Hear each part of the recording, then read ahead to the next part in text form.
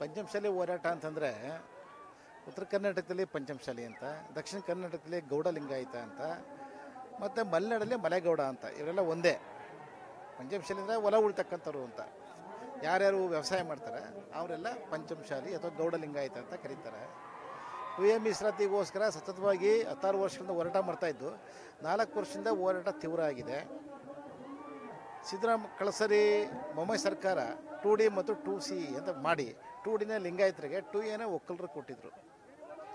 ಆದರೆ ಈಗ ಸುಪ್ರೀಂ ಕೋರ್ಟಲ್ಲಿ ಸ್ವಲ್ಪ ಅಬ್ಜೆಕ್ಷನ್ ಇದೆ ಅದ್ರ ಬಗ್ಗೆ. ಅದನ್ನು ತೆರವುಗೊಳಿಸೋದಕ್ಕೆ ಸಿದ್ದರಾಮಯ್ಯ ಪ್ರಯತ್ನ ಆಗ್ತಾಯಿಲ್ಲ.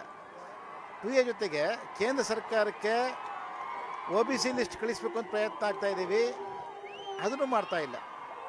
ಆ ಕಾರಣಕ್ಕೋಸ್ಕರ ಇವತ್ತು ದೊಡ್ಡ ಪ್ರಮಾಣದಲ್ಲಿ ಹೋರಾಟ ರೂಪಿಸಿದ್ದೀವಿ.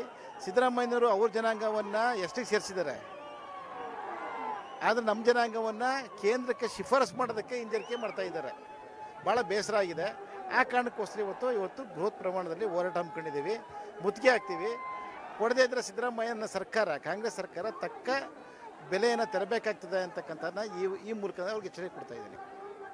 ಈಗ ಪಂಚಮಸಾಲಿ ಪ್ರಮುಖ ಸಚಿವರೇ ಸರ್ಕಾರದ ಒಂದು ಭಾಗವಾಗಿದ್ದಾರೆ. ಅವರೇ ಇದೆಲ್ಲ ಇರಲಿ, ಅವರು ಸಚಿವರಾಗಿರೋದ್ರಲ್ಲಿ ತಪ್ಪೇನಿಲ್ಲ, ಜನಸೇವೆ ಮಾಡಬೇಕಾಗುತ್ತೆ. ಆದರೆ ಅವರು ಹೋರಾಟ ಮಾಡಬೇಕು. BJP ಸರ್ಕಾರ ಇದ್ದಾಗ ಯತ್ನಾಳ್ ಹೋರಾಟ ಮಾಡಿದ್ರು, CC ಪಾಟೀಲ್ ಹೋರಾಟ ಮಾಡಿದ್ರು. ಅದೇ ರೀತಿ ಕಾಂಗ್ರೆಸ್ಸಲ್ಲಿ ಯಾರಿದ್ದಾರೆ ಅವರು ಹೋರಾಟ ಮಾಡಬೇಕು.